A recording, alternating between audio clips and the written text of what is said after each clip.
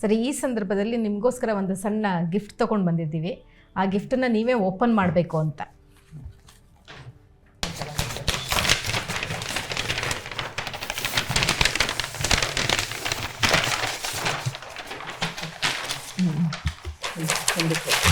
Thank you.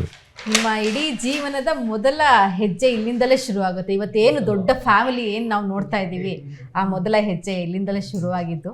ನೀವು ಮತ್ತು ನಿಮ್ಮ ಶ್ರೀಮತಿಯವರು ಮೈತ್ರಾದೇವಿಯವ್ರನ್ನ ಇವತ್ತು ಮಿಸ್ ಮಾಡ್ಕೋತೀರಾ ನೀವು? 100% ಅವರು ಇರಬೇಕಾಗಿತ್ತು. ಫ್ಯಾಮಿಲಿಲಿ ಅದೊಂದು ಸಂದರ್ಭ ನಡಿಬಾರ್ದಿತ್ತು ಅಂತ ಅನಿಸುತ್ತೆ ನಿಮಗೆ? ಅವರ ಹಾಡುಗಳು ತುಂಬ ಚೆನ್ನಾಗಿದ್ವಂತೆ, ತುಂಬ ಚಂದ ಆಡ್ತಾ ಇದ್ರು. ಹಾಡನ್ನ ಮಿಸ್ ಮಾಡ್ಕೊಂಡು ನಮ್ಮ ಮಕ್ಕಳನ್ನೆಲ್ಲ ಕುಣಿಸ್ಕೊಂಡು ಅವರು ದೇವ್ರ ಮುಂದೆ ಕುಂತು ಹಾಡು ಹೇಳುವಂಥದ್ದು ಅವ್ರದ್ದು ಅಭ್ಯಾಸ ಇತ್ತು. ಹಾಡುಗಳನ್ನ ನೀವು ರೆಕಾರ್ಡ್ ಮಾಡ್ಕೊತಾ ಇದ್ರಿ ಅವ್ರು ಮಾತನಾಡೋದನ್ನ ಅಂತ. ಯಾವ ಹಾಡು ತುಂಬ ಇಷ್ಟ ಆಗ್ತಿತ್ತು ಅವ್ರ ಜೊತೆ? ಅನೇಕ ಹಾಡುಗಳಿದೆ ನೆನಪುಗಳು. ಯಾವ ಹಾಡು ತುಂಬ ಅವ್ರ ಜೊತೆಲಿ ನೀವು ನೋಡಿದ ಸಿನಿಮಾ ಯಾವುದು? ಸಿನಿಮಾಗಳ ನೆನಪಿದೆಯಾ? ನನಗೊಂಥರ ಸಿನಿಮಾ ನೋಡೋ ಹುಚ್ಚಿತ್ತು ಅವಾಗ. ಓಕೆ. ಹೋಗ್ತಾ ಇದ್ದೆ ಸಿನಿಮಾಕ್ಕೆ ಭಾಳ ಸಾರಿ. ಆದರೆ ಸಿನಿಮಾಕ್ಕೆ ಹೋದರೆ ನಾನು ಅರ್ಧನೂ ಸರಿಯಾಗಿ ನೋಡ್ತಿಲ್ಲ, ಅಷ್ಟೊತ್ತು ನಿದ್ದೆ ಮಾಡ್ತಾ ಇದ್ದೆ.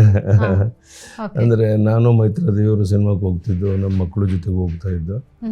ನನಗೆ ಆ ಟೈಮಲ್ಲಿ ಸಿನಿಮಾ ನೋಡೋ ಜಾಸ್ತಿ ಇತ್ತು. RSS ಕಾರ್ಯದಲ್ಲಿ ಇದ್ದಾಗಲೂ ಸಹ ಅವ್ರು ನನ್ನ ಪ್ರಚಾರಕ್ಕೆ ಮಾಡಬೇಕು ಅಂತ ಪ್ರಯತ್ನ ಮಾಡಿದ್ರು. ನಾನು ಮಾಡಲಿಲ್ಲ, ಒಪ್ಕೊಳ್ಳಿಲ್ಲ. ಯಾಕೆಂದರೆ ನನ್ನ ಸ್ವಭಾವನೇ ಬೇರೆ ಇದ್ದಿದ್ದರಿಂದ ಆ ರೀತಿ ಇದಕ್ಕೆ ಹೋಗಲಿಲ್ಲ. ನಾನು ಸಿನಿಮಾ ನೋಡೋ ಹುಚ್ಚು ಯಾವಾಗಲೂ ಇತ್ತು, ಈಗಲೂ ಇದೆ. ಓಕೆ. ಯಾರು ನಿಮ್ಮ ಫೇವ್ರೆಟ್ ಆಕ್ಟರ್? ಅನೇಕ ಸಿನಿಮಾಗಳು ನೋಡಿದ್ದೇನೆ. ಯಾರು ತುಂಬಾ ನಿಮಗೆ ಇಷ್ಟವಾದ ನಟರು? ಅದು ಹೇಳಿದ್ರೆ ಮತ್ತೆ ಉಳಿದವ್ರದ್ದು ಬೇಸರ ಆಗುತ್ತೆ. ಅಲ್ಲ, ಹಳಬ್ರು ಹೇಳಿ.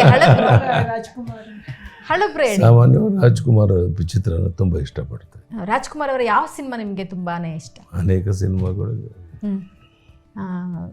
ರಾಜ್ಕುಮಾರ್ ಅವರ ಅನೇಕ ಸಿನಿಮಾಗಳು ಇಷ್ಟ ಆಗ್ತಾ ಇತ್ತು ಅಂತ ಹೇಳಿದ್ರಿ. ಹಾಗೇನೆ ನಾವು ಕೇಳ್ಪಟ್ಟಿದ್ದೀವಿ ಯಡಿಯೂರಪ್ಪನವರು ಕ್ರಿಕೆಟ್ಗೆ ಬಹಳ ದೊಡ್ಡ ಫ್ಯಾನ್ ಅಂತ ಅಂದ್ಬಿಟ್ಟು.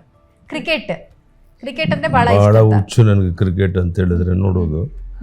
ಹಿಂದೆ ಚಿಕ್ಕ ವಯಸ್ಸಿನಲ್ಲಿ ಕ್ರಿಕೆಟ್ ಆಡ್ತಾ ಇದ್ದೆ, ಬಟ್ ಈಗ ಯಾವುದೇ ಕ್ರಿಕೆಟ್ ಮ್ಯಾಚನ್ನು ನಾನು ತಪ್ಪಿಸೋದಿಲ್ಲ.